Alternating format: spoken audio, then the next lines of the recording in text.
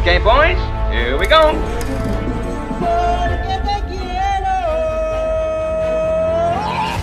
Halo guys, kembali lagi di Celengan Film. Bagaimana kabar kalian semua? Pasti tetap semangat kan? Kali ini Mimin punya film yang sangat keren dan seru banget nih. Film ini berjudul Kaushal Hazardous Wife The Movie. Bagi yang penasaran, cus, mari kita menonton.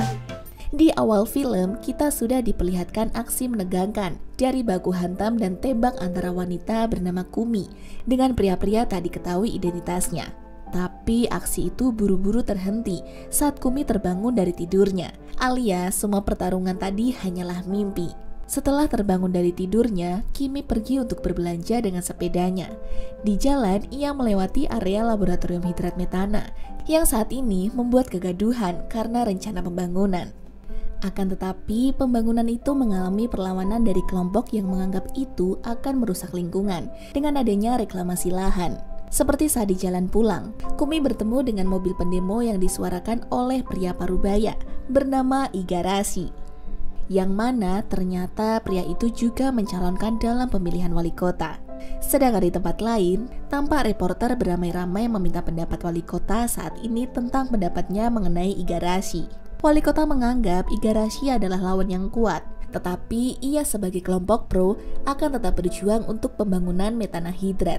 Tapi ternyata tidak berhenti di situ saja. Wali kota juga ditanya soal hilangnya Profesor Kitahara yang tidak sempat terjawab oleh wali kota. Kembali pada kehidupan Kumi sebagai ibu rumah tangga, ia terlihat sedang memasak sambil menyalakan televisi yang saat ini menayangkan berita tentang hilangnya Profesor Kitahara. Ternyata sudah 1 bulan lamanya, Profesor Kitahara yang merupakan peneliti hidrat metana menghilang secara tiba-tiba. Beberapa saat kemudian, suami Kimi yang bernama Yuji pulang kerja, yang sudah disambut dengan hidangan banyak makanan yang tersaji di meja. Yuji tidak segan untuk memuji masakan istrinya. Lalu di tengah makan malam, tiba-tiba saja turun hujan disertai petir. Pagi harinya, Yuji tampak mengajar di sekolah, karena Yuji adalah seorang guru matematika. Setelah selesai jam mengajar, Yuji menunggu untuk bertemu kepala sekolah. Tapi tidak sengaja, ia bertemu Yabe. Saat tamu kepala sekolah keluar dari ruangan, Yabe mendatangi pria itu dengan pandangan mencurigakan. Sehingga Yuji mengira Yabe mengenal orang-orang itu. Yabe sensei, ano kata to oshirei nan desu ka? Iya, betsuni. Hari pun berganti malam. Di tempat persekutuan perlindungan lingkungan Tamami, terlihat sedang ada kekacauan karena ada orang yang berusaha mencuri sesuatu sampai mengobrak-abrik ruangan kecil itu. Lalu adegan beralih pada Kumi yang sedang berbelanja di tempat biasa. Tapi di sana ia dijemput suaminya yang mengajaknya pergi ke pantai. Mereka berdua memandangi pantai itu dengan keheningan bersama. Lalu setelah itu, Kumi mendatangi psikolog yang menyuruhnya menyusun balok untuk mengetahui kondisi jiwa Kumi. Tidak hanya itu, Kumi menceritakan keresahan dan mimpinya yang terasa nyata. Tapi psikolog langsung menjawab itu, karena Yuji sedang suka main game, sehingga bermimpi hal-hal seperti bertarung. Di saat itu juga, Kumi mempertanyakan apakah ingatannya bisa kembali lagi.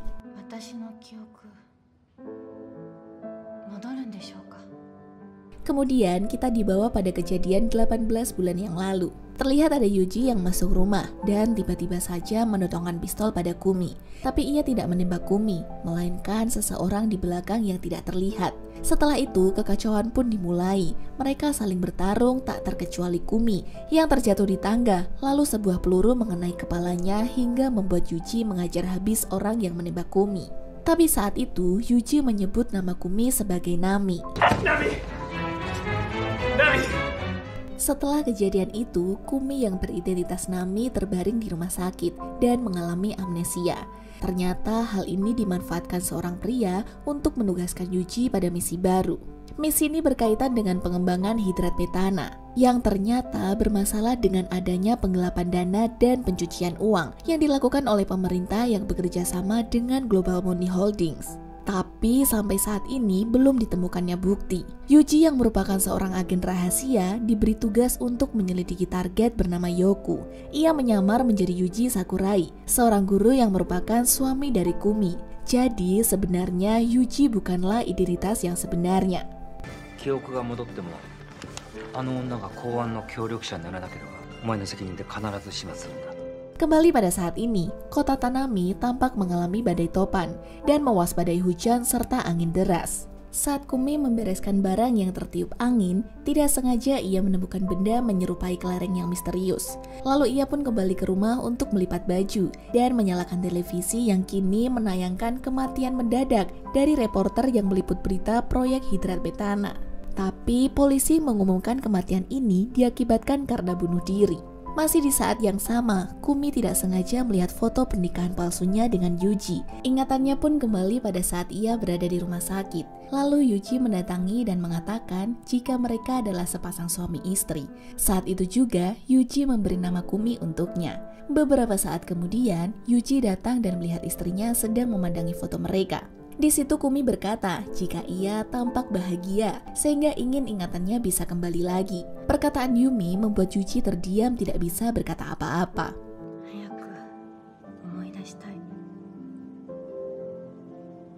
Keesokan harinya saat Kumi memasak, tidak sengaja kelereng yang kemarin ditemukannya menggelinding ke lantai yang mencuri perhatian Kumi. Tapi perhatian itu tersamarkan karena Yuji menelponnya. Ternyata Yuji selama ini mengawasi Kumi melalui GPS dan kamera pengawas. Lalu kita beralih pada proyek hidrat metana yang didukung oleh pemerintah. Mereka kini sedang melakukan riset pada kapal buatan Rusia. Di sana ada wali kota yang menanyakan tentang Profesor Kitahara. Tapi orang-orang proyek itu menjawab tidak tahu dengan gestur mencurigakan. Orang itu ternyata yang bernama Yoku, yang mana merupakan kepala proyek yang menangani hidrat metana ini untuk melakukan penggelapan dana dan membuat wali kota kembali terpilih dalam pemilu ini melalui pembangunan proyek hidrat metana itu. Meninggalkan Yoku, kita melihat Kumi yang hendak menyeberang hampir ditabrak mobil. Untungnya saja ia gesit bisa menghindar. Saat itu ada pria muda yang mengkhawatirkannya. Tapi meskipun Kumi tidak terluka, orang-orang tetap menyalahkan kecerobohan mobil itu yang terlihat seperti sengaja. Setelah ditolong oleh orang-orang di sana, Yuji yang merasa cemas langsung mendatangi istrinya dan di sana bertemu dengan Yabe dengan kelompok Igarashi lain. Ternyata sejak Igarashi mengumumkan sebagai calon wali kota, pendukungnya selalu mendapatkan ancaman dari pendukung wali kota. Igarashi juga mencurigai ada Yoku di balik semua permasalahan ini. Karena 4 tahun yang lalu, wali kota dan mantan istri Yoku tidak menyetujui proyek hidrat metana ini. Tapi sekarang, merekalah yang bersikeras ingin menjalankan proyek ini. Terlihat orang-orang konsentrasi dalam menyimak ucapan Igarashi, kecuali Yabe yang terus membela Yoku. Igarashi yang tidak setuju mengatakan jika laut adalah aset mereka satu-satunya dan tidak rela jika keindahan laut akan dirusak karena proyek ini. Setelah pertemuan itu, Yuji dan Kumi singgah sejenak ke laut untuk menikmati deburan ombak. Di sana Yuji mengatakan jika ia dan istrinya akan selalu bersama, meskipun hanya untuk misi rahasia. Tapi Yuji benar-benar jatuh cinta pada Kumi. Setelah itu, ia pulang sambil menggandeng tangan Kumi. Tapi saat berjalan, Kumi seperti mendengar suara aneh yang membuatnya menoleh. Sampai-sampai membuat Yuji merasa penasaran. Ternyata tidak jauh dari sana, ada pengemudi mobil yang memegang kelereng yang ditemukan oleh Kumi saat hujan badai. Hari-hari terus berlanjut, Kumi menjalani hidup dengan kesendirian karena kesibukan Yuji dalam pekerjaan. Hal ini membuat bibi penjual menyarankan ia untuk mempunyai anak supaya tidak merasa kesepian atau mempunyai kegiatan. Lalu tiba-tiba saja, Juri si pemuda yang mengkhawatirkan Kumi saat hampir tertabrak muncul untuk membeli sesuatu. Setelah kepergian Juri, Kumi pun mengikutinya untuk berterima kasih. Saat mereka mengobrol, tidak jauh dari sana ada anak yang dibully oleh geng anak nakal. Kumi tergerak untuk mengomeli anak-anak nakal itu, tapi mereka malah akan menyerang Kumi. Tapi akhirnya Juri membuat sekumpulan anak nakal itu pergi.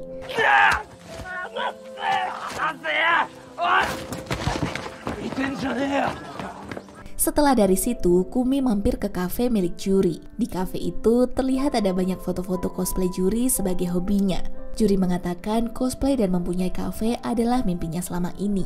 Mendengar kata mimpi, Kumi pun mulai terinspirasi untuk mempunyai mimpinya sendiri. Selepas dari kafe Juri, Kumi lagi-lagi mampir untuk melihat pantai dan ia bertemu Yabe, yang ternyata punya hobi memotret pantai.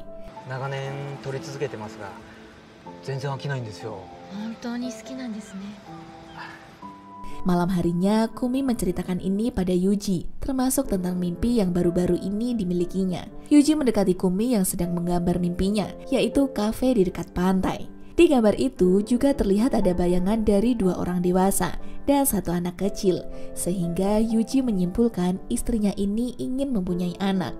Saat Kumi tertidur, Yuji membelai rambutnya dan menemukan bekas peluru di sana yang mengingatkan ia pada kejadian mengerikan beberapa waktu yang lalu. Lalu adegan beralih memperlihatkan pendukung Igarashi untuk menanyakan keberpihakan polisi karena 2 anggota Igarashi lagi-lagi diserang. Tapi tidak lama kemudian, polisi itu justru menyambut kedatangan Yoku, sehingga pendukung Igarashi menganggap polisi selama ini disuap oleh Yoku. Apalagi saat ada penyerangan pada kelompok mereka, polisi selalu mengatakan itu sebuah kecelakaan. Sementara itu, Kumi yang sudah menemukan mimpinya mulai bercerita pada juri yang ditanggapi dengan bersemangat. Bahkan tidak segan, juri berbagi resep untuk Kumi yang saat ini ingin membuka kafe di pinggir pantai. Mereka pun berjalan-jalan sambil terus berbincang soal resep makanan. Tapi di perjalanan, juri bertingkah aneh saat melihat Yuji yang berada di mobil kampanye. Rupanya Yuji berbohong pergi ke klub, tapi sebenarnya pergi untuk membantu kelompok Igarashi. Hal ini dilakukan Yuji karena takut Kumi terkena bahaya. Tapi Kumi terlanjur marah karena sudah dibohongi dan berpikir Yuji pasti menyembunyikan kebohongan lain. Karena Yuji harus menyimpan rapat rahasianya sebagai agen, ia kembali berbohong dengan mengatakan tidak ada kebohongan dan meminta maaf pada Kumi. Dan setelah itu, Yuji mengajak Kumi ke suatu lahan kosong yang dijualnya tidak jauh dari pantai. Ternyata itu kebucinan Yuji setelah melihat mimpi yang digambarkan oleh Kumi. Ia mencari tempat yang paling mirip untuk memenuhi impian Kumi. Bahkan Yuji juga masih merasa bersalah karena tidak sungguh-sungguh memikirkan masa depan mereka. Perlakuan Yuji ini membuat Kumi tersenyum bahagia. Esoknya saat Kumi bersepeda, ia melihat gerombolan kelompok anarki seperti tengah mengincar Igarashi. Kumi pun mengikuti mereka dengan menonton sepedanya. Sedangkan Yuji yang selama ini memantau Kumi mengetahui jika istrinya ini sedang dalam bahaya, sehingga bergegas pergi untuk menemui Kumi. Di sana gerombolan ini menyerang Igarashi dan mengusir Kumi yang tidak berdaya melihatnya dari jarak dekat.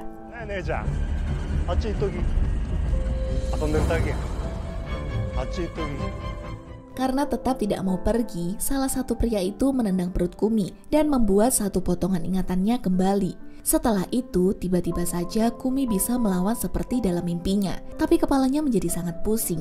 Untung saja Yuji datang tepat waktu dan membuat gerombolan itu pergi. Sedangkan Kumi yang tidak kuat akhirnya pingsan. Kumi pun dibawa ke rumah sakit dan Yuji setia menunggunya hingga istrinya terbangun. Saat Kumi terbangun, Yuji yang merasa sangat cemas langsung memeluknya. Dan ini justru mengingatkan Kumi pada pelukan dari Yuji saat ia bangun lalu mengalami amnesia. Lalu saat Kumi sadar, ia pun tidak lupa menanyakan kondisi Igarashi. Ternyata Igarashi mengalami trauma dan memikirkan kembali tentang pencalonannya untuk menjadi wali kota. Karena dari pencalonan ini, ia mendapatkan banyak ancaman dan serangan yang mengorbankan banyak orang. Setelah pulang dari rumah sakit, Kumi menjalani kehidupan sehari-hari bersama Yuji, termasuk memperdalam kemampuan memasaknya dari buku-buku resep. Yuji sebagai suami yang baik selalu memuji masakan Kumi. Tapi pada saat makan, tiba-tiba saja Kumi meminta maaf karena Kumi meragukan perasaan Yuji kepadanya. Entah mengapa, Kumi merasa Yuji tidak mencintainya di masa lalu, meskipun ia belum mengingat apa-apa. Karenanya, Kumi ingin melupakan masa lalu dan hidup seperti sekarang. Tapi Yuji meminta Kumi untuk tidak memaksakan lupa masa lalu, karena perasaan Yuji tidak pernah berubah untuk Kumi.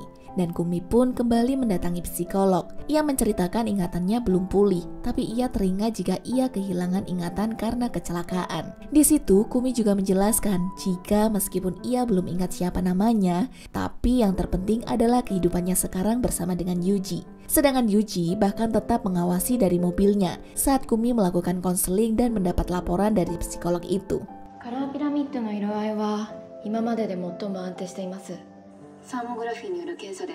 Hari kemudian berganti, Kumi mendapat tawaran untuk bekerja part-time di cafe juri. Meski awalnya sedikit keberatan, tapi Yuji mengizinkan setelah mampir ke cafe juri terlebih dahulu. それ僕の趣味なんで、久美さんはしなくても大丈夫です。そうだね。Lalu di sisi lain, Yoku marah-marah karena belum mendapatkan HDD yang dicarinya, meski sudah mengobrak-abrik kantor Igarashi. Tiba-tiba saja di tengah kekesalannya, Yoku mendapatkan telepon dari atasannya yang memperingatkannya supaya lebih berhati-hati karena Yoku sedang diselidiki oleh seseorang. Setelah itu, kita kembali lagi pada Kumi yang bekerja untuk kali pertama diantar oleh Yuji. Yuji yang khawatir tetap memantau Kumi dari GPS mobilnya dan tidak beranjak jauh dari keberadaan Kumi. Lalu semakin mendekati pemilihan, kelompok anarki tetap mengancam pendukung Igarashi, tapi tiba-tiba saja datang seseorang dengan kostumnya, tampil seperti pahlawan untuk melenyapkan sekelompok orang yang meresahkan masyarakat. Dan setelah itu, adegan menampilkan Kumi yang terlambat pulang kerja, kemudian menghampiri Yuji yang sedang menonton televisi. Dalam tayangan televisi itu, ada langkah seseorang bisa tidak mati meskipun baja menembus dadanya. Kumi nampak takjub menonton itu. Besoknya, rumor tentang pahlawan berkostum hitam mulai menyebar di sekitar sana, termasuk terdengar di telinga Yuji. Dan rumor itu semakin memperkuat kecurigaan Yuji karena tokohnya adalah wanita.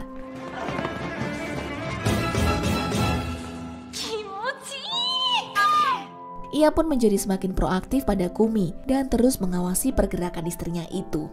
Sampai pada akhirnya Yuji menemukan sosok pahlawan itu, lalu memanggilnya dengan sebutan Nami. Seperti nama asli Kumi, tapi orang berkostum itu kabur nyaris tertabrak mobil. Dan setelah dibuka, ternyata dia adalah Juri. Sementara Kumi saat ini berada di kafe untuk menggantikan Juri. Hal ini dilakukan Juri karena ia tidak bisa mengandalkan polisi untuk membasmi kejahatan, sehingga ia turun sendiri ke jalan berbekal kemampuan karatenya. Melihat kondisi yang sudah semakin kacau, Yabe yang berada di sana pun berpikir supaya Igarashi mundur dari pemilu sebelum kondisi lebih parah lagi. Tapi ia berjanji untuk tetap melindungi Laut Tamami dari proyek yang merusak lingkungan itu. Selepas itu, Yabe pergi dengan Yuji dan membeberkan sebuah rahasia jika ia diminta Igarashi yang kini terbaring di rumah sakit untuk memberikan data penelitian Profesor Kitahara yang dicari kelompok Yoku pada wali kota. Sontak, Yuji menjadi bingung karena penelitian itu melarang adanya proyek tetap dilakukan karena endapan akan habis dalam masa 10 tahun saja. Sedangkan wali kota adalah pendukung dari pembangunan hidrat metana itu sendiri. Tapi Yabe mengatakan akan mencoba menyadarkan wali kota dengan data-data yang ia punya. Karena lama mengobrol sama Yabe, Yuji akhirnya pulang terlambat dan mendapati istrinya tertidur pulas dengan gambaran di sampingnya. Ia melihat gambar-gambar itu sambil menunggu Kumi terbangun. Kumi, umi miniko ka? Setelah itu, mereka mengunjungi lahan tempat kafe impian Kumi akan dibangun. Di sana Kumi terlihat senang sambil mencoret-coret pasir membuat desain logo kafe.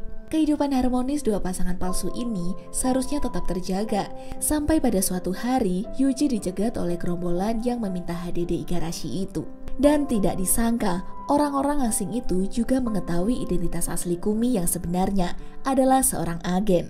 If you wanna protect your life, you will bring us the hard drive. Setelah kejadian itu, Yuji melaporkan kondisinya pada atasannya dan mencari solusi untuk bisa secepatnya mengamankan dana berpindah ke Rusia, seperti rencana penggelapan dana proyek itu. Ia pun berencana akan bekerja sama dengan Yabe. Lalu dari sisi wali kota sebenarnya merasa ragu untuk meneruskan proyek ini. Tapi di belakangnya banyak orang-orang yang terus mempengaruhinya supaya tetap menyelesaikan rencana sampai selesai. Karena katanya inilah satu-satunya cara supaya wali kota bisa terpilih kembali. Meskipun sebenarnya banyak kepentingan lain di sana.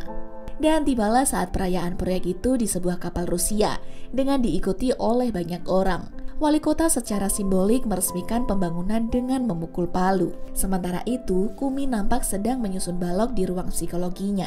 Tapi tiba-tiba saja ia menerima telepon dari orang asing yang mengancam Yuji. Telepon itu membuat Kumi berubah seketika. Dan saat orang-orang datang, Kumi mempunyai kekuatan kembali untuk menyerang seperti pada saat ia masih menjadi Nami. Ia melakukan ini demi suaminya dan terus berjalan dengan teringat kenangan-kenangan manis bersama Yuji. Di sisi lain, Yuji sedang melihat peta untuk mencari HDD yang menjadi incaran orang-orang. Tapi saat ia berhasil mendapatkan HDD itu, tiba-tiba saja serangan datang dari berbagai arah mengepungnya untuk memaksa Yuji menyerahkan HDD itu. Yuji pun bertarung untuk melindungi sesuatu yang berharga, tapi ia tetap kewalahan dibandingkan banyaknya pengawal. Dan di saat itu muncul Kumi yang sudah berubah menjadi Nami untuk ikut bertarung membantu Yuji. Nami mengatakan ingatannya sudah kembali. Lalu mereka melanjutkan baku hantam. Sedangkan di atas, Yabe berbicara dengan wali kota tentang dokumen penelitian dari Igarashi yang harus disampaikannya. Tapi saat wali kota sudah mulai meragu, kelompok Yoku datang untuk meminta tanda tangan wali kota yang kemudian ditolaknya. Karena penolakan itu, keributan pun tidak bisa dihindarkan lagi. Nami dan Yuji dengan pistolnya berjaga-jaga dari serangan dadakan lawan yang bersembunyi. Sedangkan wali kota bersama Yabe diikat di kursi. Nami dan Yuji terus melanjutkan duet mereka menghabisi musuh dan berpura-pura saling menyerang untuk mengecoh musuh.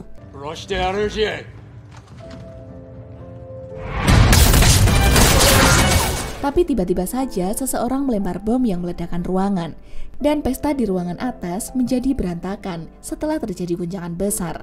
Yuji dan Nami saling melindungi satu sama lain, lalu bangkit untuk melawan musuh-musuh tersisa. Mereka beralih dari aksi tembak menjadi petarung tangan kosong.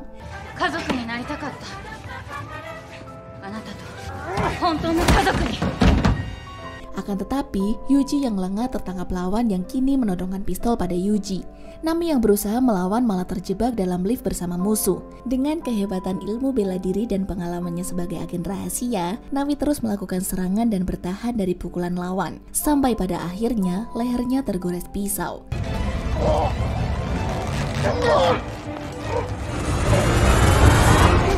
Di saat Nami sudah berhasil menumbangkan musuh itu, Yuji menyusulnya ke atap diikuti oleh Kamioka. Ia menodongkan pistol ke Nami yang saat ini menggenggam kelereng. Ternyata ia satu asosiasi dengan Nami, tapi malah membocorkan tentang Nami ke Rusia karena uang yang didapat lebih banyak.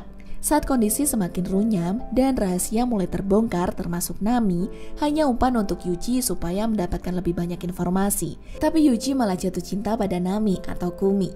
Melihat itu, Komioka mengatakan jika saat menjadi agen tidak peduli tentang kehidupan pribadi kecuali kepentingan dan menyuruh Yuji untuk memikirkan baik-baik supaya tidak kehilangan hal yang lebih penting. Sebelum Yuji memutuskan sesuatu, Nami melemparkan kelereng di genggamannya untuk menghalau serangan lalu ganti mengincar Yuji dengan pistolnya. Saat orang-orang menyerang Nami, Yuji melarang mereka untuk menghadapi Nami sendirian. Dengan wajah sedih, Nami bertanya tentang perasaan Yuji kepadanya. Tapi pada saat akan menjawab, Nami justru mengganti arah pistol ke tubuhnya dan menyuruh Yuji yang menembaknya apabila ia mencintai Nami.